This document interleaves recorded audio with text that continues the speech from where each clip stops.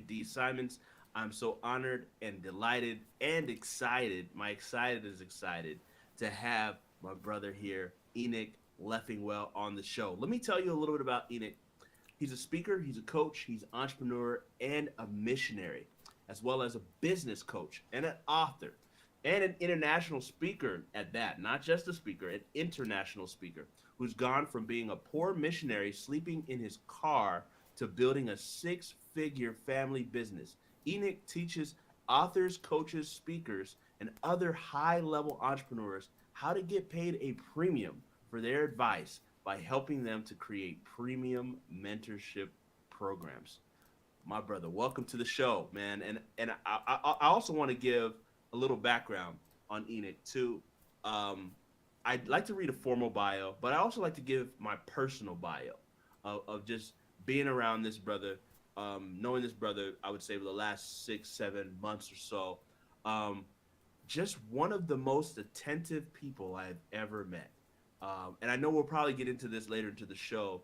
One of the things that I'm always inspired by is how Enoch is able to decipher and take information in from mentors, from people, and distill what they said and what they did in a way that conveys, like, whoa, I studied every mechanism of what you did. It's just phenomenal, and it's hard to describe. You have to see in action doing his thing. So I admire that about him, but I also admire just his heart, his love for God, his love for people, just a great, genuine person with a great spirit. So, brother, thank you so much for being on the show. Thank you, David. I am honored to be here on the show, and that was quite the introduction. It's certainly a blessing, and I'm glad to be here. Thank you for this opportunity to serve your community. I look forward to our interview and diving in here. Yes, sir. So let's take it all the way back, man. I learned something new. I didn't know you were a missionary and are a missionary. So take me back through the journey, man, from childhood to where you are today as best as you can. Yeah, absolutely. So I've been an entrepreneur since I was 10 years old and fascinated with digital marketing since I was about 12. And I started selling candy bars door to door, and I had lawn care service. I had, it's interesting. I was talking to a Lyft driver recently, and I was telling him my story because he wanted to know why I was in town for an event I was speaking at in Texas. And he's like, I was out there playing football and basketball and all sorts of things with my friends, and you were out there like employing your friends and paying them to like go knock on other doors. And it's just like, that's like, what got you interested in doing that? And in all reality, a lot of it is because I had my first mentor was my mother, who was also an entrepreneur. I grew up with my mom going to like thrift stores and saying, oh, I could buy this for 50 cents, sell it on eBay for $50. And to me, I'm like, well, I just thought that was normal. And like, just maybe everyone raised that way. And I didn't realize until I started telling my story more that people were like, wait, why were you so interested in digital marketing? And then I had to like go back and ask my mom, I'm like, Mom, like, well, I would tell people, wow, a lot of children are being read like they're being read like stories and bedtime stories while they're going to sleep. My mom was over there like breaking down to me marketing ads, and I asked her, I asked her, I'm like, Mom, later, a few years later, and I was just like, why did you read to me marketing ads and you didn't do that to my older sister? It's like, why did you do that to me? And she said something made sense. You were interested, your sister wasn't. I'm like, and that was a light bulb that turned on. So Wow. yeah, that was a lot of my early years, like before I was a pre-teenager, during my teenage years. And I started flipping cars when I was in high school. Before I even had a driver's license, I had someone else pay for it. Are you kidding me? Yeah, I just found that it was that's where I learned about payment plans and getting people on those. And I understood supply and demand. I played a lot of video games when I was younger, and a lot of times in those video games, all I did was like buy and sell virtual like stocks and just make millions of gold coins and sell them to Chinese websites for like $11 per like millions coins. And so I just was like interested in that when I was younger. When I was 16 years old, 15, 16, I started hanging out with the wrong crowd, started going to college parties when I was younger, and I started smoking and drinking, and I was really depressed from age 11 to 16. And I grew up being like dragged to church, but I like knew God, but I never really knew God. And it wasn't until um, I was 16, I was drunk and high at a party, and I just hit rock bottom. And I was like, man, this is the worst I've ever been. And I thought, when was I the happiest? And I remembered it was when I was on fire for Christ. It was when like I had like the most joy, the most peace, and the most like excitement when I had Christ. I was 16. I'm like, this is the furthest I've ever been. And I'm like, this is when I had the best of my life. I want that back. So at 16, I started seeking after God, and I started studying his word. And as I started studying his word, it's like I stopped playing video games and I started just finding answers that I had no idea existed. So like true wisdom, like my education skyrocketed when I started to open the words of life to realize this is how life works. There's so many things that I didn't even understand. So I like the verse, the entrance of thy words giveth light, they giveth understanding to the simple. So I just got fascinated with wisdom. My favorite Bible character as I started to study was King Solomon. My absolute favorite story was how he could pray for anything he possibly wanted, but he prayed for wisdom. And that That's wisdom was able to provide for him with wealth, influence, just like it was a wisdom know after God and to serve the people, to do what he was called to do. And I'm like, I want that wisdom. So I basically dedicated my life since then to being understanding wisdom. And when I was 16, I started studying a lot, and then I realized, wait a second, this is transforming my life. I want to share with others what has been transforming my life. And when I was 17, I started to travel and speak. And by the time I was 18, I had spoken all along the West Coast and all the states. And I started traveling, speaking, getting paid to go to events and faith-based functions. And I realized that a lot of these nonprofit organizations, churches or ministries or other like organizations, they didn't really understand digital marketing. And that was something that I was really involved in since I was a kid. So during those, like the last 10 years I've been a professional speaker, a lot of it's been teaching digital marketing to nonprofits and in ministry and helping them to be able to reach more people with their message. And I've just been fascinated. It was like when I was 17 years old, I had a mentor who was teaching me about the speaking world, and he invited me to speak at an event. And I remember I had 3 speaking slots, and I shared, and it was amazing to be able to see people's lives transform. And he gave me $50. I was in high school. And I was like, why are you giving me $50? He's like, well, like I hear that, like I know that it encourages people to continue in this path when you pay them. And you're 17, you don't have a family, you don't have a bunch of bills, but I want to encourage you. But the other speakers at this event, we paid for their travel, we paid for their food, their flight, and we gave them extra to go because they got families to provide for. And at that moment, it's like there was a light bulb that clicked for me. I was like, wait a second, these people have entire families, like they do this for a living, like that's a thing. People are able to use their mouth to speak a message that moves multitudes and like support themselves financially to a point that supports a family. And at that point, I was psychologically unemployable. And at 17, I'm like, I dedicated my life to Christ service and learning how to share a message and to do that with my life and my talents and my gifts and skills and bring as many people with me as I can to help others to learn how to identify their gifts, their calling, their skills, and be able to fulfill their God-given assignments in the marketplace, in Christ's service, as missionaries in the marketplace. So that's been a lot of my early childhood, should I say. Wow. It's your childhood is a book, is a movie. You know what I mean? Like that, it's got some drama in it. It's got some highs. It's got some lows. It's got some epiphanies. It's got some mentorship from your mom, who's awesome, by the way. Shout out to your mom. I didn't know she was behind the scenes encouraging your gift and your giftings. So let's get into that. When you break it down, Ina, what is your most dominant gift?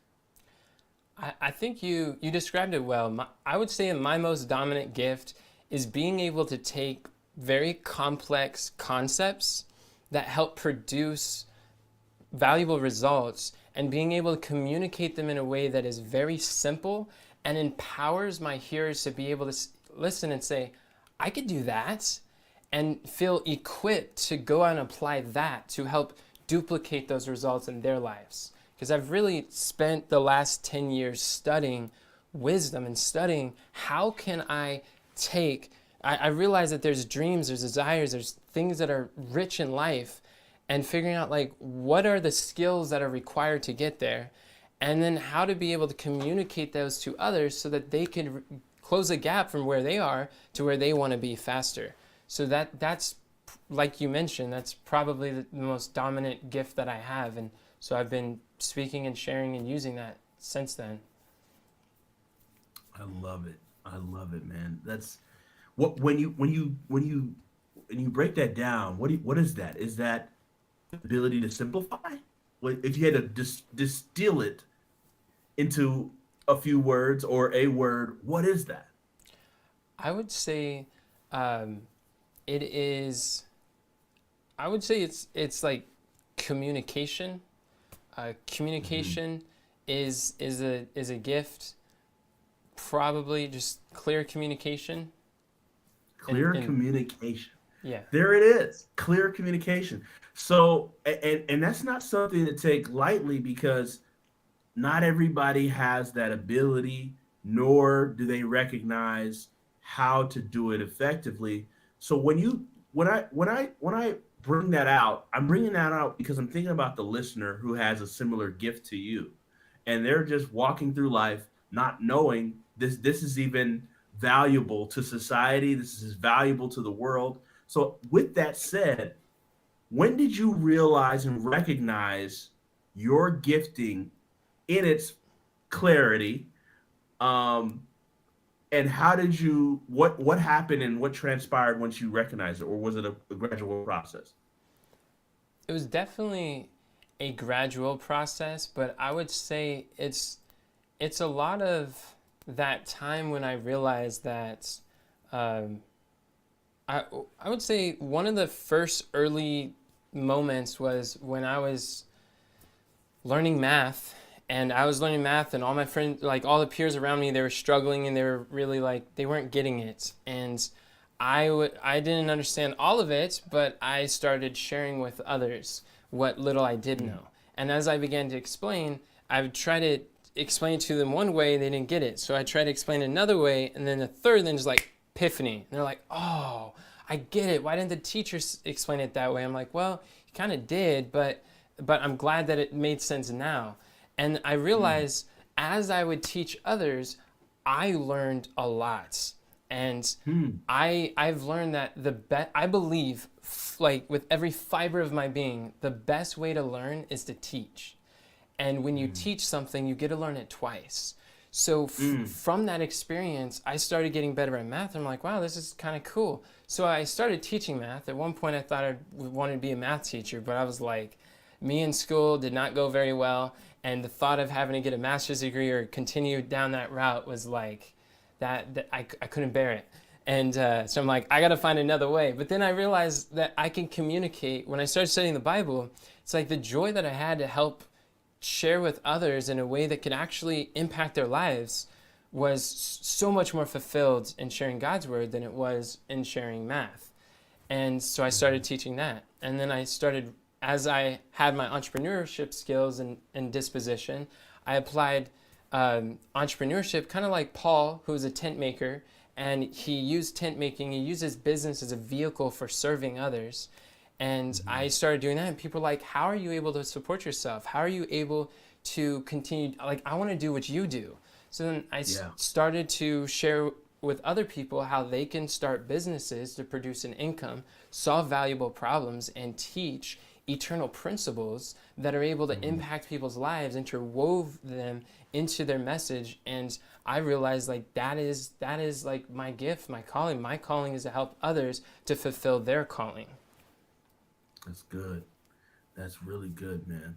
Wow. So when you think about this gifting of clear communication, there's a point where you came to the realization that, okay, I've got this gift. I'm good at this speaking, um, teaching, educating, and inspiring other people. When did you get into the mode of I want to become better? Like, is that always been in your DNA? Like I want to become better and really develop and hone my craft. That 10 years of study that you mentioned. How did you, or when did you get into that development phase? Yeah, I'll be honest with you. Like the clear communication wasn't always that apparent to me. Like I said, it was a journey. There was a few Yeah. points that were the big turning points for me, but in the beginning, like when I first started public speaking when I was 17, that was 10 years ago. I'm 27 now, and that was my first speech in public was so like it makes me cringe, but I didn't know how to put together an outline, so I borrowed someone else's like I just transcripted what one of my favorite like speakers, and then I said that, but I was like reading a script, and I was like flipping a pen while I was speaking, and I like lose my place, so I'd be making weird noises in the microphone, and but the thing is like I packed the room. I create a big list of everyone I knew or ever did know, and I invited them to come out to hear me speak, and it was like standing room only. And I had my best friend over there, and I was like, "Hey Josh, whenever you hear a certain word, I want you to say like Amen." He's like, "Okay, got it," and just give me some feedback because I was speaking at church, and he came and he had a hard time paying attention in chemistry. So he's listening, and he's like half asleep. He hears the word, he's like, "Amen," and then you go back to sleep. And it was just like, my point is that like I wouldn't say that I was like naturally strong in that area, but it's something I valued and I realized can impact people's lives. So I committed to developing, committed to cultivating. And it wasn't until, and honestly, I'd probably have given like 50 speeches before I ever got any feedback on how I actually went. It was one time I asked a pastor's wife, and I was like, "Hey, could you give me some feedback on like how did I go, or like what worked and what didn't?" She's like, "Do you really want to know?" I said, "Yeah." And so she's like, "Okay, well, you were kind of monotone, and you didn't have very good connections between your ideas, and you're reading long passages. It's kind of hard to pay attention." And she's like, "Are you sure you want to know?" I'm like, "Thank you so much." I'm like taking notes now. I'm like, "Really?" Wow. It's like, "What is monotone?" and she's like, she felt kind of uncomfortable sharing, but I'm just like, "Please tell me." Because I'm a super student, and I am curious, and I'm not easily offended. Great peace have they that love thy law, and nothing shall offend them, as Psalms 119 says. So like, I really just want to know. This is so refreshing and eye-opening to me. It was the first time I began to learn about voice culture, and I realized that there are patterns of speaking that are able to help captivate people's attention. There's patterns of speaking that help enlighten, help to retain people so that they can actually apply it to their lives. And so from that conversation, I think was the biggest turning point for me to be like, I want to master and understand not just the words that I say, but even the way that I speak. I want to understand voice culture, the sounds that my voice makes. And I want to understand how can I communicate a message in a way that could impact people's lives, not temporarily, but in a way that lasts, make lasting change. So it was probably about that time that I really got on that journey, and 3,000 presentations plus more. Sometimes people look and they're like, "Enoch, you're such a clear communicator." It's like you have that gift, like you just have that natural ability. Some are not naturally talented as you are. And I tell them like, well, when you give 3,000 presentations, you'll be naturally gifted too. But Look, I mean, it's true, right? it's so true. Yeah. Oh my goodness, you are dropping fire bombs in it. Like seriously, there's so many things I want to go back to. Like Let's do it. you said a phrase just now, committed to development, right? Like that is, I believe, a separator of good and great, right? It's the people that have a talent. That we've heard the phrase, talent that works hard beats talent that won't work hard, right? So and you had this innate gift, this talent, but you weren't settled with the form it was in. You said, I can be better. Coach me. You told the pastor, coach me, give me feedback. I don't care if it doesn't offend me. Um, that is a development and a spirit that we need more in our society and more in our culture. I just wanted to highlight on that point because we live in a world where people don't accept feedback very well. They don't accept criticism, not criticism, but constructive criticism in that Right. way. And where did this mindset come to be that kind of moldable, coachable person? Yeah, that's a great question. And I would say that a lot of it, again, came from my mother because she is one of the most curious people that I know. She has like this gift of wonder and genius of just like, she asks so many questions. She's always questioning and curious about what's possible. And she receives feedback. She taught me to receive feedback well. And I believe that feedback is a breakfast of champions. And if we are afraid to receive feedback, then like the same thinking that got us here is not the same thinking that's going to get us there. And as Myron Golden, our coach, says, that a good mentor is going to give you advice that is counterintuitive to you. Because if it already made sense to you, you would already be doing it. But the difference between where I am now and where I want to be is the same gap between what I know now and what I don't know yet. And a mentor or feedback, advice from those who have gone before is what is able to bridge that gap and close that gap. So I realized that this is something that has helped me so much, is realizing most people believe that I have the truth because I believe it. And this is so dangerous, where people are hard when you challenge their assumptions and challenge their belief, they're like, no, it's like, that's not right because I don't believe that. Where I find that it's better, where when I coach entrepreneurs, I teach them that the better route is to say, what is the truth? And let me believe that. Let me understand what that truth is. Because here's the reality. If somebody has a result that you want and you're not producing the result that they have, their result is the effect of their beliefs. It's the beliefs that they have that is producing their behaviors, and their behaviors are producing their blessings. If I want to duplicate or replicate their blessings, then I have to really understand not even just the behavior that produces it, but the beliefs. What are the beliefs of our mentor? And let me borrow those beliefs as I build my beliefs, and then it will shift my behaviors and it shifts my blessings. Because I could argue with them all I want, but if they have the blessings I desire, then there's a belief, they believe something different. And what I have is not working for me. So I realized, like, why, when you fight for your limitations, you get to keep them. Dude, when you fight for your limitations, you get to keep them. My goodness, I just want to pause and tell the listeners, like, this is mind blowing information that Enoch is dropping on you. So I already know it's one of those episodes you need to go back, listen over and over and over again. So Enoch, let's get into this hard work ethic, or this development, a little bit more into the development, right? Because you just said something. I don't want to gloss over it. You said 3,000 presentations, That's right.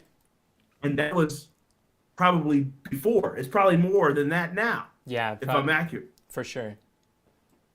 So, I mean, most people will not stick to something long enough to see success.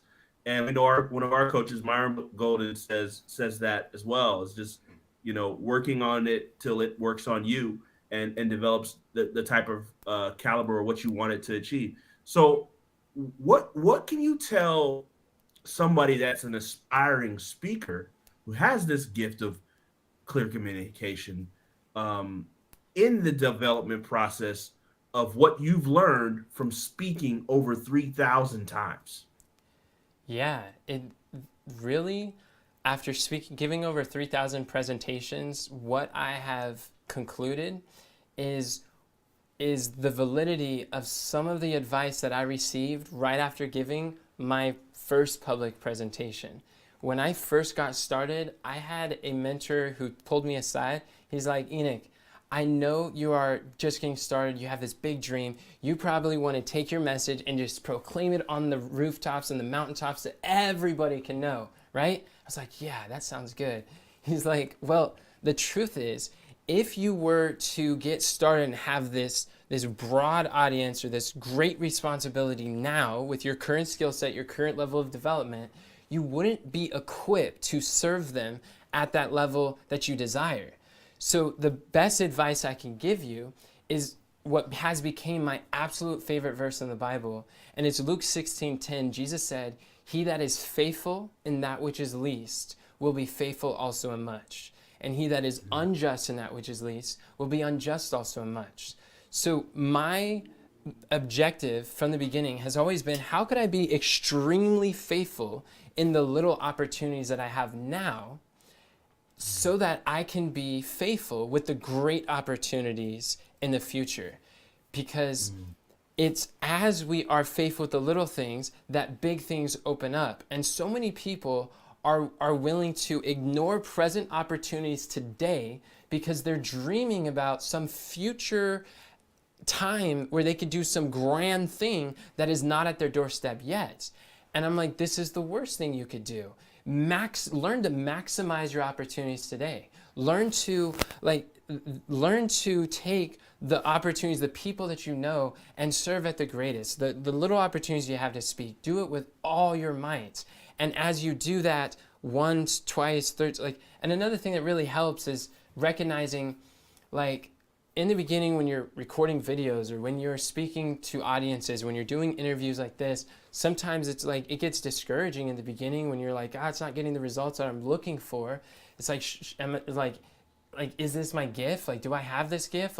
That wasn't my question when I totally bombed it on my first talk. I was like, wow. What was that? Sorry, I think I lost you there for a second. Oh, okay. Uh-oh. No, what was the last thing you heard?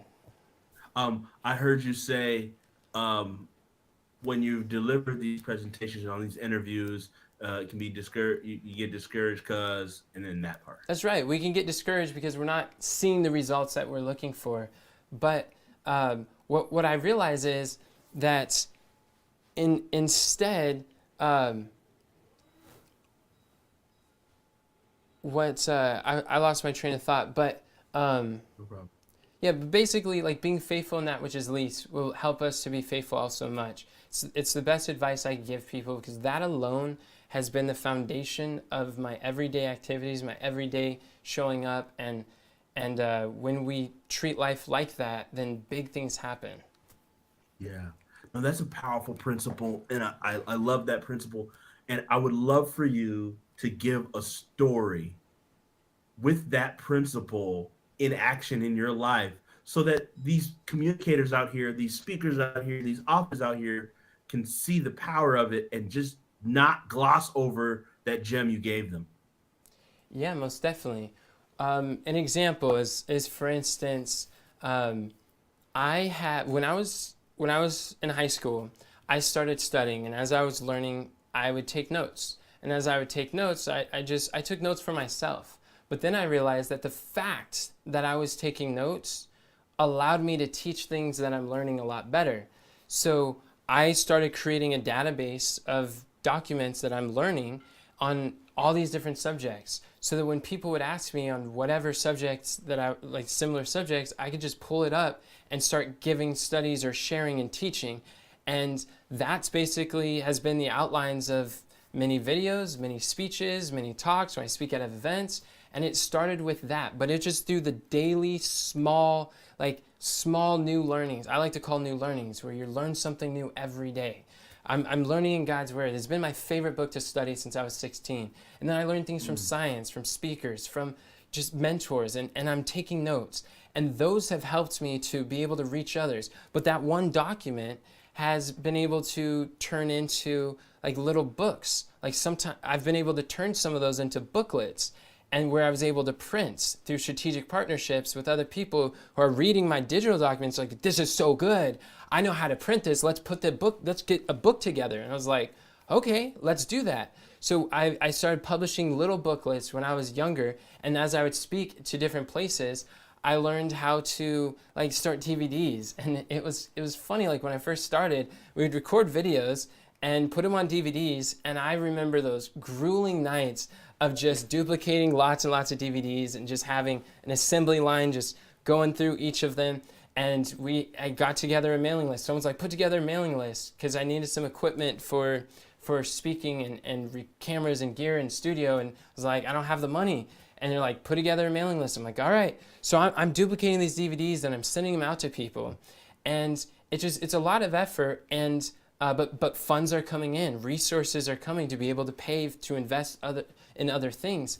And but at the beginning, like when I was having those late nights, like I saw like, this is the humble beginnings. This is the faithful in that which is least. And I'm publishing them. Like now I don't do DVDs. Now we have online courses and those are able to sell and I'm able to make sales in my sleep. And I could wake up and I have commissions on Stripe. And I'm like, I always like when I could like see it's like, oh yeah, these people bought last night while I was sleeping. But before it was very like hands-on. If I didn't ship it out, they didn't get what they were looking for. And those books, as I would bring DVDs and I'd bring books to the events, I would get those out to people, and those skills helped a little bit, and they taught me how to structure books or put some things together. And then eventually, like it came to a point where in the last year, I was able to publish a book. My latest book is I Want to Mentor, Now What Do I Do? And this book helps authors, coaches, and speakers. It teaches them how to meet master mentors, how to maximize their mentorships, whether it's a coaching program, a mastermind. People pay $30,000, $50,000 to be in these masterminds. And so how can you take the information you learn and implement it in the shortest time possible to turn that information into income as fast as possible? And then lastly, how to master high income skills in half the time. So as I put together this book, it's like a culmination of those other books that I did when I was younger and put it together. I was able to write the book, and it's written well in 2 weeks, and I became a #1 best-selling author in business consulting with my latest book. So and that would have never happened had it not been that I was faithful with the little booklets. Some people could see those and be like, oh, how cute, this high schooler is like publishing some books. But I'm like, I'm going to do the best I can with what I have. I'm going to trust God. I'm going to do my best and trust God with the rest. But it has opened up for now I'm able to speak on some podcasts that have over 142,000 listeners and be able to talk about my book because of those faithfulness in the little things. It is prepared for greater and bigger platforms. Wow. Phenomenal, Enoch. I'm so blown away by what you've just broken down, man. Just how you shared how the notes turned into a book that's transforming lives, and then now I'm sure there's a coaching program built off of that, and so it's just in keynotes, and it goes on and on and on and on. Absolutely. But I know I'd be remiss if I don't ask about going from missionary life to a highly paid speaker life and highly paid coach. So how did that whole thing happen? You know, dealing with, because I know you're going to do this, but I'm just going to ask you to do it anyway, to really dispel some of the myths around the believers and money and poverty and some of these horrible mindsets that we're kind of sometimes taught. But if you could go break that journey down, man, and just... Yeah, absolutely. In fact, what happened was when I was 16 and I started studying the Bible, some of my mentors in the beginning, they were more like poor missionary-minded mentors, and they started teaching me that was like sales is sleazy, business is bad, like poverty is piety, kind of like not in those exact words, but in kind of those messagings, like one. Yeah, just the way that they talk about money, it made me think, I'm like, oh, well, maybe what I did when I was younger was like not the way to go, so I could just do less of that. And then I took the sales skills, the persuasion skills that I learned in selling cars or candy or whatever that I like, virtual goods, and I applied them to speaking, persuasion of speaking, and selling ideas.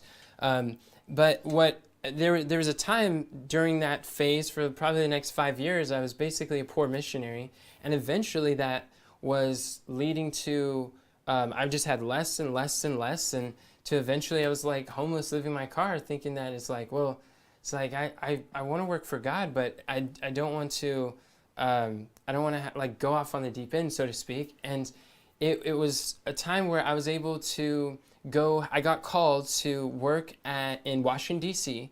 to do a health campaign that was funded with a lot of ministries coming together and going to the senators and sharing with them some health solutions based on biblical principles that could help our economy and help the community. So as I was there, I realized like, wow, these guys have top talent speakers, like world-renowned speakers. They have really talented leaders that are bringing people together. They have a lot of resources, a lot of support, where a lot of the ministries I came from, they don't have the funds or finances to be able to pay and hire and employ people.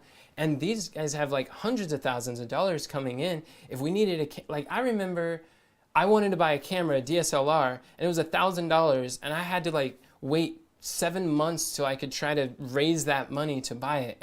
And then I was at this event, at this campaign, and they're like, oh, we need cameras. They bought 3 cameras, $3,000, and on like that day they were there in 2 days, and we were out on the streets interviewing and recording people, doing some of those interviews. And I just remember the contrast. I'm like, man.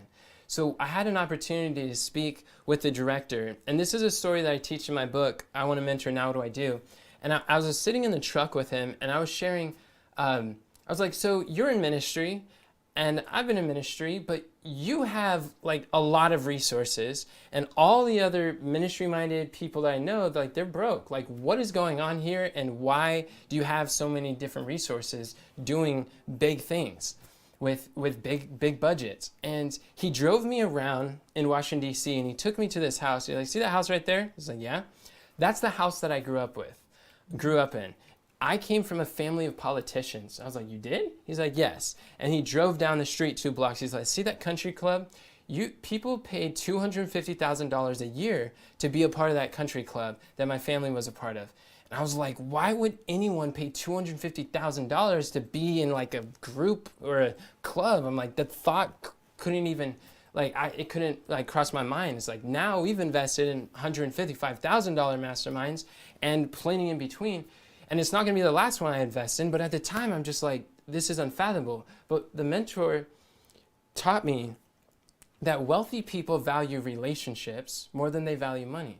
They're willing to part their money so they could meet people.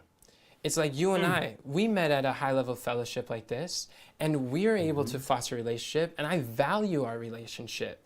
It's worth the price of enrollment alone. And so being able to meet individuals who are serving at a higher level, who are thinking different, who are able to expand our horizon. It's like you and I were talking how it's good to put ourselves in an environment where people normalize the achievement that we desire to accomplish. And as he's explaining to me this, my mentor is also telling me that in the Bible, there are biblical financial principles. When you follow those financial principles, finances will be a result. If you don't, then finances, like lack of finances, will also be a result. And whether you know the principles or not, they're going to be producing these results. And I was like, how do I learn this? I want to learn. And he wasn't able to share at the time, but I committed to discovering. And he also explained one other thing that blew my mind, is that one of the reasons why his leadership and his leadership team was able to do these things is because he's ran a multi-million-dollar business in construction. And he said I was like, where did you learn these principles? He's like, many of the leaders in our ministry, they also are business owners or spouses of successful business owners. I was like, wait, what? And he said, all of the business principles and skills are 100% transferable to ministry and serving others. And it was a light bulb. And I was like, wait a second. And that was starting to unlock in me a lot of those childhood memories, and more like unlocking more of my identity and like who I knew that I was, but maybe was suppressing, definitely was suppressing. And I started to realize, like, okay, so before I thought business and ministry were two opposite things, now I'm beginning to realize that as you succeed and excel in business, it's 100% transferable to help you to excel and succeed in ministry. And that was eye-opening to me. So I started to seek after that. I started praying that for 5 things, that God would introduce me to a mentor who understands the financial principles, is a successful entrepreneur who is willing to teach me the financial principles, and has as strong of a burden that I do about faith and missions, and has a strong emphasis on health. And I was looking for someone like that. And as I was praying, and this is specific prayers, and eventually I found a mentor. His name was John Rhodes, who just opened to me a world of possibilities, helped me to start a health food store, and that was able to scale to 6 figures, making $10,000 a month in my early 20s. And introduced me to my first millionaire mentors, Dave MacArthur. And he was explaining to me the financial laws that govern all of our results, the universal laws that apply to finances, our health, our relationships. And I was like, this, and he started helping me to see the Bible in such a more practical way than I ever thought possible. And I began to realize the Bible is as much practical as it is spiritual. And so often we want to spiritualize away the principles, but the fact of a principle is, if the principle applies, principles are portable. If it applies in our spiritual application, it also applies in a practical application, in our health, in our finances, with our fitness, with our family, with our friendships. Principles are portable. And as I started to understand these principles that produce prosperity, it began to renew my mind. As Romans 12:2 says, be ye transformed by the renewing of your mind. And it's not that I was like stepping away from God. I was actually studying the Bible more than ever before. And that's been my favorite book since I was 16. And I was understanding things that were changing more areas of my life than even before. So I began to realize that, and started studying also how many of God's faithful people were very successful business owners. Like Abraham was in Genesis 3:2. Abraham was very rich in cattle and silver and gold. That cattle is a business. And the farmers, many of the parables that Jesus taught, the sower went forth to sow. A farmer is a business owner. That farm, he was growing crops so he can sell. It was food products. And they were making money. And Jesus often used in his parables and metaphors financial examples and business examples to teach us spiritual lessons. So business, I believe, is God's established vehicle to helping us understand the kingdom of God and helping us to understand the truths and principles of prospering. And I didn't realize that before, but these were some of the things that were helping me to unlock my earning potentials. And I began to realize there are high income skills. And as I become a student of high income skills, then I'm able to solve problems for people who are willing to pay a premium. And there's no reason to be broke once you learn the high income skills and who's willing to pay a premium for them. And you could use those finances to fund your faith, to fund your mission, to be able to get your message out to the masses. And so that's part of the journey of how that transition happened. Wow. That's so beautiful, man. Like, oh my God. I'm telling you, Enoch, we have to do a part 2, bro. Let's do it. I'm blown away. I'm literally blown away by everything you've been sharing. And man, principles are portable. That's fire. That's fire. And I am curious about some of these, if you can go into 1 or 2 at least, of the financial laws that your mentor taught you that might be helpful for everybody that's listening. Yeah, absolutely. Some of the one of the financial laws is the law of appreciation. What you appreciate will appreciate in value. One of the reasons why people are so broke is because, like, people think that they're broke because they don't have money. No, you're not broke because you don't have money. You don't have money because you're broke. Poverty begins in the minds. Poverty is a mindset. And what I mean by that is wealth has very little to do with how much money you have. It has everything to do with how grateful you are with that which you have. So when we learn to appreciate, like we're talking about gifts, if you have a gift of communication, the marketplace values highly public speakers, communicators. Warren Buffett says the number one skill that anybody can learn. He's often asked by reporters, what is the one skill that you've learned being a billionaire that you are most grateful for? And he's like, it was the Dale Carnegie course that I took that taught me how to speak in public. In fact, my certification of completion is still hanging in my office wall as we speak. And that public speaking is what billionaires, millionaires, and people who have abundance of influence, abundance of life, and have life more abundantly, they learn how to speak. And they learn how to speak well to crowds. So That's right. And what I'm saying is, learning to appreciate your gift. If you cannot first appreciate your ability to speak, and I really believe that everybody has a gift of speaking in the sense that we can all have mouths, we can move. Even Helen Keller, who was blind, deaf, and mute, she found a way to communicate to the multitudes and shape generations. And so what's your excuse? We have a problem where we will undervalue our gifts, so we don't think it's worth paying more for or paying a premium for. We undervalue our message or our story, our transformation. So we are afraid of stepping forward, or many people are afraid of doing the work necessary to communicate the value, to make offers that people can pay you for. And I believe that profit is God's incentivization program for doing good for others. Profit isn't bad.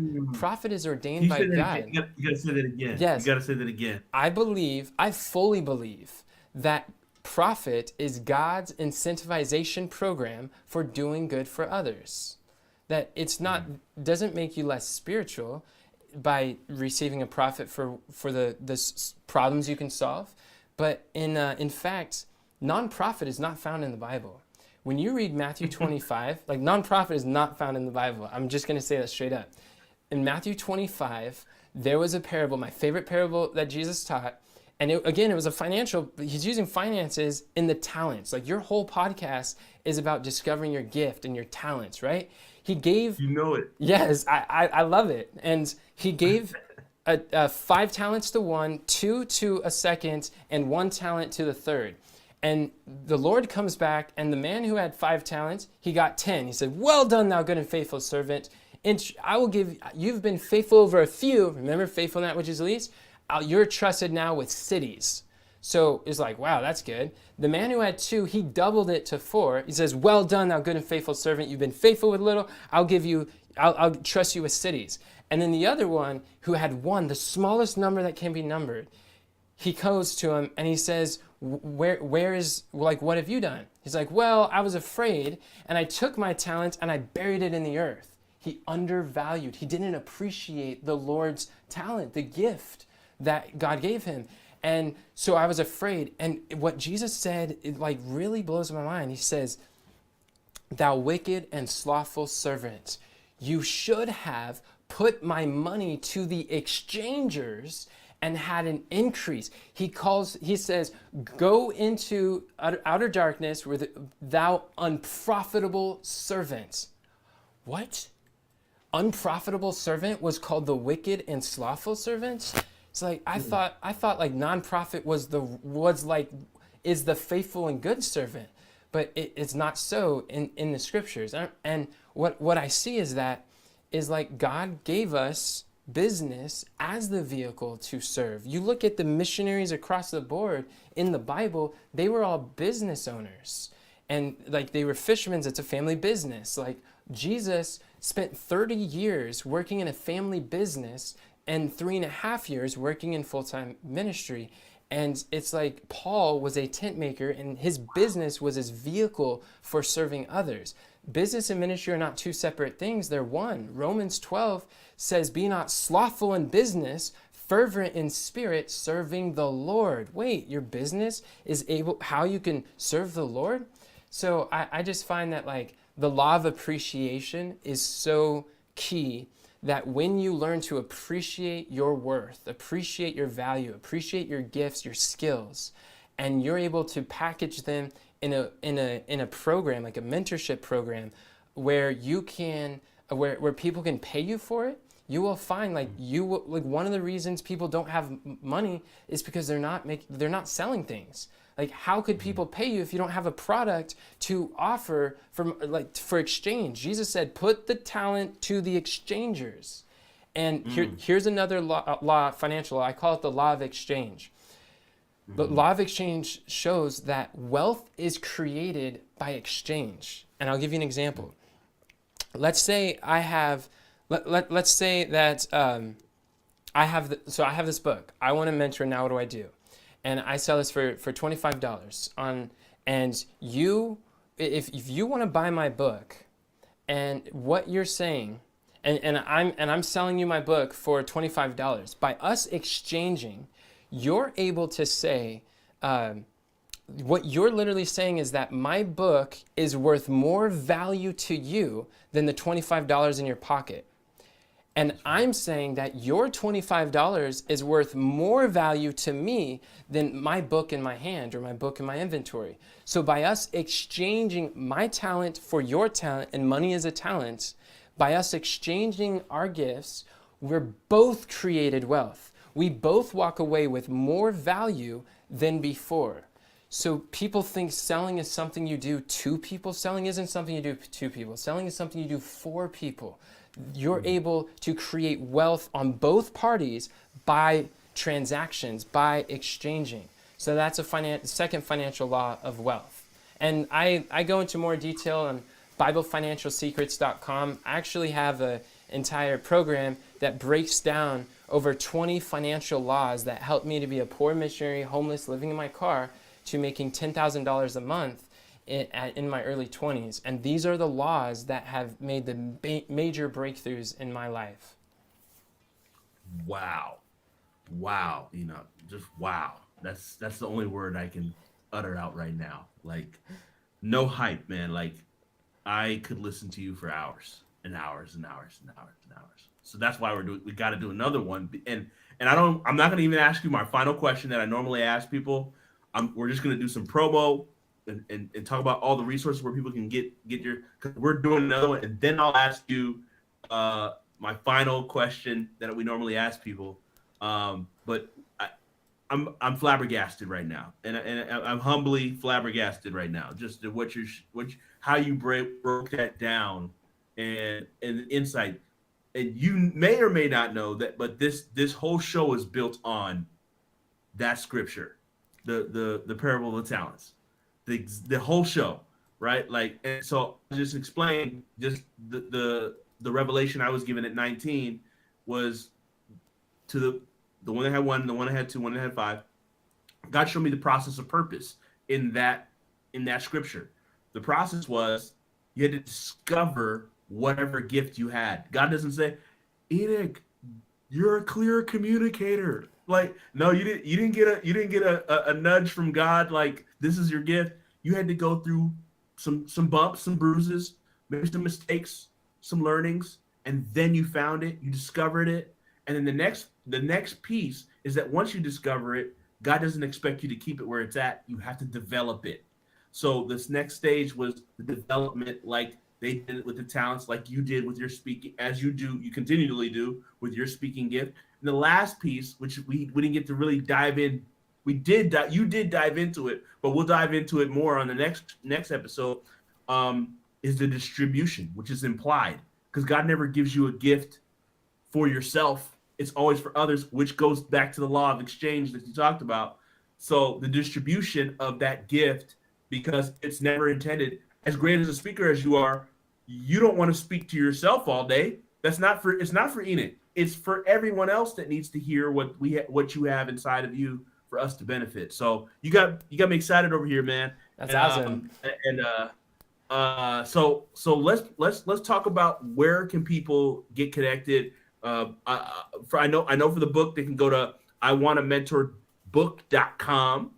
I know for speaking they can go to Enoch Leffingwell. That's ENOCHLEFFINGWELL.com, and we'll plug that. Any other resources or ways that people can connect with you to learn about your product services and get that exchange? Yeah, absolutely. So I just want to say that I love connecting with you. If you're listening and you've got this far, clearly there is something of value that you've heard. Clearly there's something in common we have, and reach out to me and speak to me. You can contact me on Instagram, Facebook. All of my social media is on EnochLeffingwell.com. And you can find me there. And if you want to grab a copy of my book, I Want to Mentor, Now What Do I Do? I would love to ship it to you. The best way to get it is from the website iwantamentorbook.com. If you cover the cost of shipping, I'd be happy to pay for the book, and I'll give it to you for free. When you buy it through that website, iwantamentorbook.com. And really, a lot of the stuff that I talked about today is principles taken from the book, and it's distilled and packaged in this way. So if you want to continue that journey, this is a great next step to go to. And just really, I genuinely want to talk to you. And I look forward to seeing what are your gifts, what's your vision, and where are you wanting to go with your message. And David, I'm really grateful for the opportunity to come and speak. And I absolutely, positively love the whole theme of your podcast and your interviews, because like I said, this is my favorite chapter in the parable that Jesus spoke, and I instantly thought about it when I heard your title. I'm like, this is great. This is going to be a great interview. I already know it.